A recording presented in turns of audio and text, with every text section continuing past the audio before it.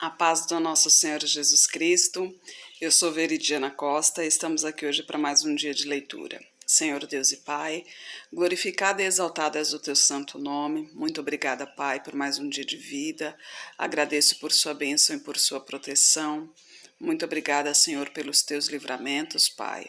Nos abençoe nesta leitura, Senhor, que cada palavra sua seja ensinamento em nossas mentes e em nossos corações, nos inspire e nos direcione sempre a Ti, em nome de Jesus.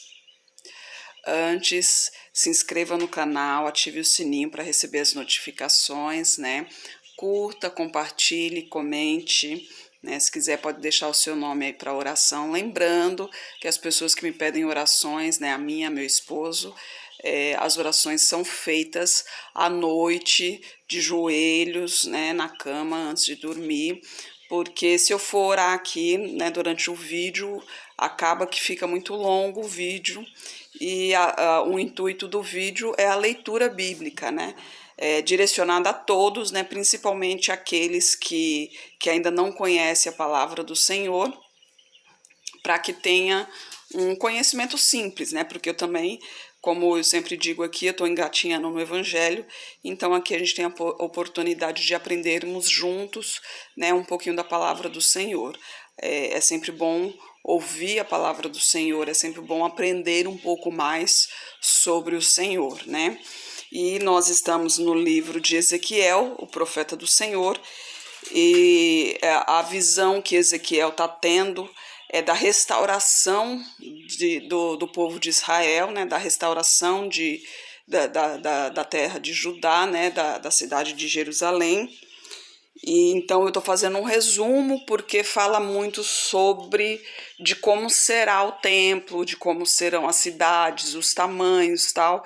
Então essas medidas para a gente não tem relevância, Não iremos construir a cidade, Isso é mais para quem estuda a história em si, então que fazem esses cálculos e tal, Por exemplo, o capítulo 45, que é o terreno para o santuário, Então fala sobre a repartição da terra em herança, Vai até o versículo 5, aí o terreno para a cidade, para os príncipes, Que também é separado também a cidade do príncipe, É separado, inclusive as cidades, tinham as cidades, eram, se eu não me engano, 6 cidades, 3 para cada lado, eram 6 cidades separadas para prisão, conhecidas hoje como prisão, no caso eram as cidades, para aqueles que cometiam algum crime.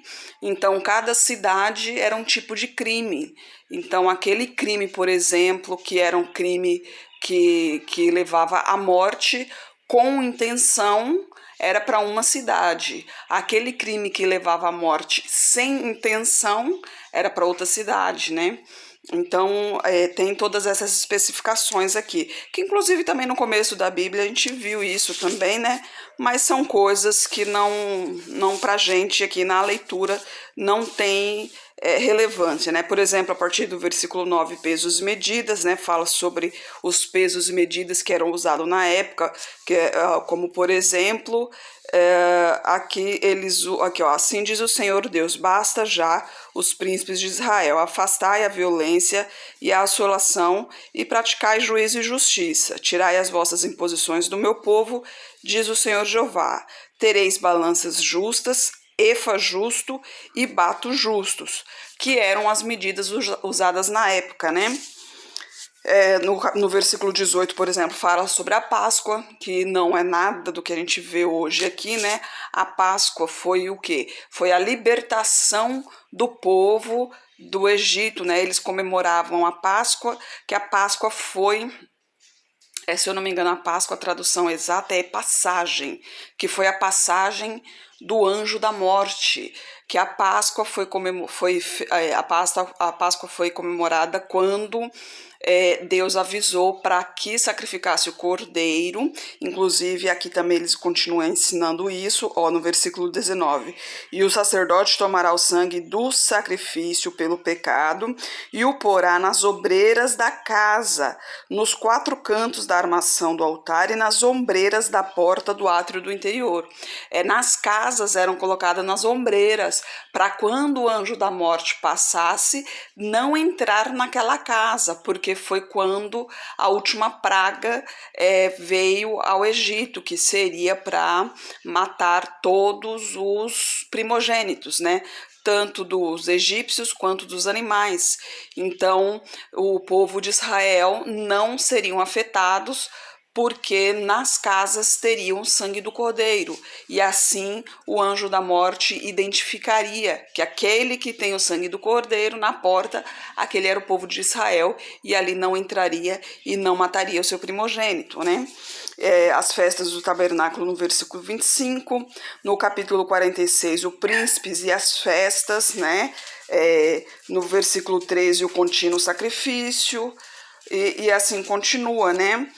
No versículo 16, o rei e a terra, assim diz o Senhor, quando o príncipe der um presente e algum de seus filhos, é sua herança, pertencerá a seus filhos, será por possessão deles por herança. Mas dando ele um presente da sua herança a algum dos seus servos, será até o ano de liberdade. Lembrando que os servos, na época, eles trabalhavam 6 anos, no sétimo ano era a libertação desse servo, né?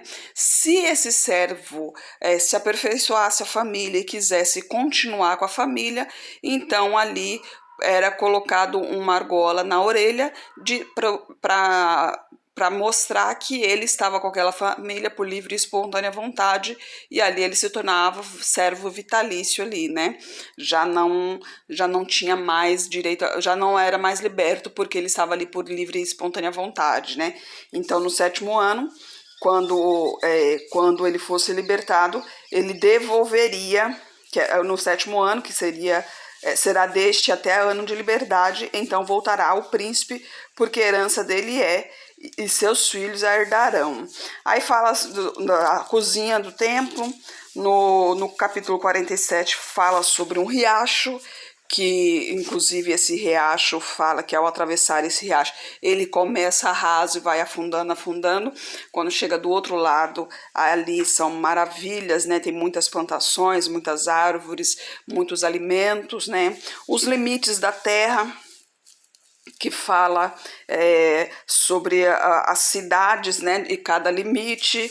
No capítulo 48 tem a divisão das terras entre as tribos, né, que cada tribo tem o seu pedacinho de terra.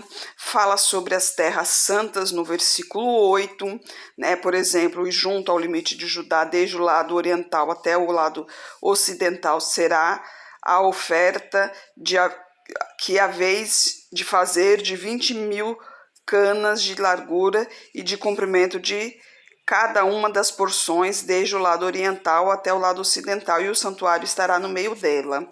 Então, aqui também fala sobre as terras santas e as terras do rei no capítulo 21, versículo 21, no versículo 23, o restante das tribos, e no versículo 30, os portões da cidade, né? E assim termina o livro de Ezequiel. Então, para a gente, como eu falei, não tem esses detalhes sobre medidas, distâncias, não são relevantes para nós, então eu já preferi resumir tudo para a gente encerrar esse livro, né? Porque em questão de Ezequiel aqui, o que mais foi interessante para nós aqui foram as primeiras visões, que foram referente ao povo de Judá, que inclusive em Ezequiel foi bem detalhista quanto à rebeldia do povo de Judá, né? Quanto à profanação ao templo ao templo do Senhor, né?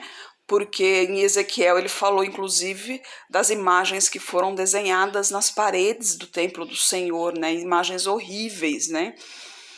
Em Jeremias se falava das abominações, mas não se falava em detalhes, só se falava em abominações, em adorações a outros deuses e sacrifícios de seus filhos a Moloque, né? Agora aqui em Ezequias ele falou com mais detalhes em relação às suas abominações, né? O que realmente mexe conosco, porque esses detalhes falando das imagens horripilantes, né? Ele descrevendo essas imagens que estavam na parede, acaba mexendo com a nossa imaginação também, imaginando aquelas imagens horríveis na casa do Senhor. Imagina só, né? Um lugar santo, um lugar onde você entra, que você sente a presença do Senhor, e ainda mais aquela época a presença do Senhor era muito mais forte do que hoje, né? Porque o templo do Senhor realmente era a casa do Senhor, né? Hoje, infelizmente, não generalizando, mas a maioria das igrejas se tornaram um comércio, né? Infelizmente é isso mesmo. Não adianta tapar o sol com a peneira, como dizem, né? Então a verdadeira igreja está dentro de nós, né? O templo em si, aquela construção ali, não são todos os lugares que você realmente sente a presença do Senhor, porque muitos estão ali para vender o nome do Senhor. Infelizmente é isso. Então, o que realmente vale é o que está dentro de nós. Então a igreja somos nós, né? Nós é que temos que fazer a diferença quando a gente entra em um ambiente que é dedicado ao Senhor, que leva o nome do Senhor. Então nós é que temos que realmente clamar para que o Senhor esteja presente ali naquele momento em que está cultuando o nome dele, porque infelizmente nem todos estão na mesma sintonia, vamos dizer assim. E infelizmente infelizmente muitos se começam pelo próprio pastor que está ali no púlpito. É uma coisa difícil de dizer, é uma coisa difícil de reconhecer, mas infelizmente é isso mesmo. E muita gente acaba adorando o pastor, e Deus fala, não adora ninguém, não adore ninguém, adore somente ao Senhor, né? Não se prostre a ninguém, ídolos, não se pode adorar ídolos, né? Pastor é homem, ele é um ser humano como todos nós, então ele está ali suscetível a erros também. É mais difícil um pastor, por exemplo, ser enganado pelo demônio? Por quê? Porque, pelo menos em tese, né? Ele é ungido do Senhor, ele tem mais conhecimento da palavra do Senhor, porque a vida dele é para a obra do Senhor. Mas esse é o pastor que realmente vive na presença do Senhor. Infelizmente, hoje em dia, tem muitos que usam o nome do Senhor para se promover, né, para ganhar dinheiro e coisas do tipo, né, comercializando sim o nome do Senhor. Não podemos generalizar, porque graças a Deus temos sim pastores que são ungidos pelo Senhor, que ao ver, ao conversar, ao escutar esse pastor, a gente sente sim a unção do Senhor. Nos seus lábios a gente sente a presença do Espírito Santo falando. E é nesses que a gente tem que escutar, não se espelhar. Não nos devemos se espelhar em pastores, nós devemos se espelhar em Jesus Cristo, somente Jesus Cristo. Deus diz, amai-o, meu filho, a quem comprazo, né? Seguir a Jesus Cristo, somente a Jesus Cristo, adorar somente a Jesus Cristo. Não devemos adorar a mais ninguém, né? Pastor é ser humano, ele não é digno de adorar, ele não é digno de adorar, de seguir. Devemos seguir somente a Jesus Cristo. Nada de ficar idolatrando o pastor, gente, pelo amor de Deus. É Deus mesmo que está nos ensinando isso. O pastor, ele é um guia, ele é um guia de ensino, porque ele tem o maior conhecimento em relação à palavra de Deus, então ele nos ensina a palavra do Senhor. Ele é um professor da palavra do Senhor. mas ele não é para ser idolatrado, ele é um ser humano. Então, ele tem o seu devido valor, sim, mas não é para ser adorado. Adorado somente a Jesus Cristo. Tenha isso em mente, pelo amor de Deus, gente, para que não chegue na hora lá do julgamento e você falar, não, mas eu fiquei o tempo todo com o pastor, que não sei o que, e Deus vai falar, mas você adorava o pastor, né? Você cultuava o pastor, você idolatrava o pastor. Então não corra esse risco. Se você achar que em seu coração você está idolatrando o pastor, então pede para que Deus tire isso do seu coração, pede para Deus te direcionar, viu? Porque isso não é do Senhor, né? Isso aí pode até mesmo ser o outro lá querendo te tirar da presença do Senhor. Fique esperto, vigiai e orai sempre. E amanhã a gente vai começar um livro também muito bonito, embora os livros da Bíblia são todos maravilhosos, mas é uma história muito bonita também, que é Daniel, né? Daniel, e a gente já vai começar com Daniel em Babilônia, né? Que já é uma palavra muito forte também, que acaba sendo uma continuação aqui do que a gente estava lendo, né? Aí a gente começa em Daniel amanhã, tá bom? Senhor Deus e Pai, glorificado e exaltado és o teu santo nome. Muito obrigada, Pai, por mais um dia poder ler a tua palavra, Pai. Muito obrigada, Senhor, por mais uma vez o Senhor nos conceder a possibilidade de aprender um pouco mais sobre ti, Pai. Eu peço a ti que esteja com essa pessoa que está orando comigo, Pai. Manifeste o teu poder na vida dela, Senhor. Não sei o que lhe aflige, mas o Senhor sabe, Pai. Traga para perto de ti, Senhor. Manifeste o teu poder na vida dela, Pai. Arranque dela tudo que não lhe pertence, Senhor. Toque em sua vida, Pai. Toque em sua saúde, em suas finanças. Toque em sua família. Toque em sua vida emocional, Pai. Peço a ti por toda a minha parentela, por toda a parentela de meu esposo. Peço a ti, Pai, abençoe cada um deles, Pai. Proteja-os de todo mal. Traga todos para o seu caminho, Pai. Peço a ti pelos nossos governantes, pelas nossas autoridades. Derrama tua unção sobre cada um deles, Pai. Que os teus anjos estejam direcionando cada um deles de acordo à tua vontade, Pai. Peço a ti pelos teus filhos, Senhor. Necessitamos cada vez mais de tua presença, Pai. Necessitamos cada vez mais de sabedoria, Senhor, de discernimento, Pai.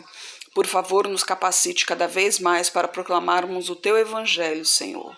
É o que eu oro em nome de Jesus. Amém. Que Jesus Cristo esteja em seu coração e que Deus abençoe.